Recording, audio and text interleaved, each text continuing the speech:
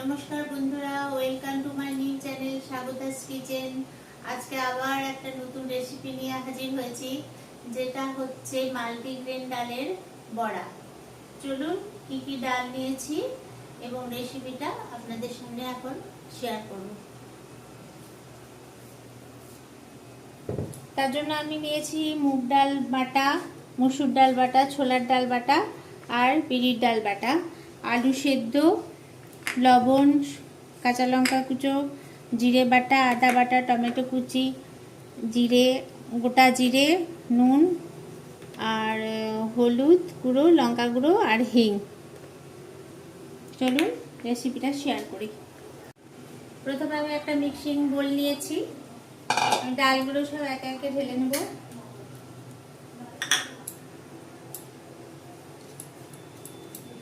চারটে ডাল আমি একসাথে মিশিয়ে নিয়েছি।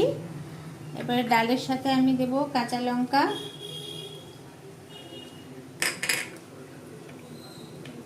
গোটা জিরে, লবণ, অল্প একটু জিরে বাটা, একটু আদা বাটা, একটু লঙ্কার গুঁড়ো, একটু হলুদ গুঁড়ো আর একটু চিনি।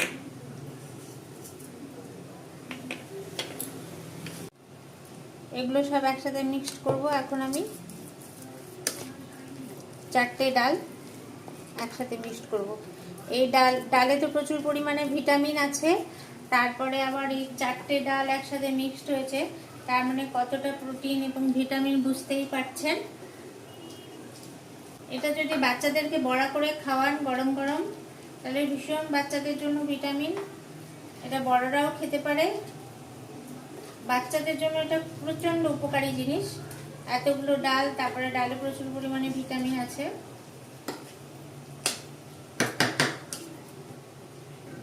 এরপরে এটা আমি ভাজবো। চলে আসুন। প্রথমে আমি একটা কড়াই নিয়ে নিলাম, এবারে তেল দেব। তেলটা গরম হয়ে গেছে, এবারে আমি ছোট ছোট করে ভাজবো এটা।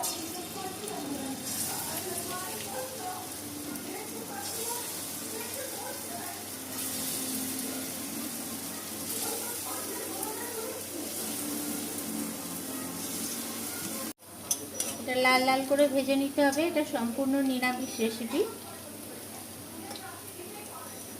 এটা গরম গরম চায়ের সাথেও খেতে ভালো লাগবে।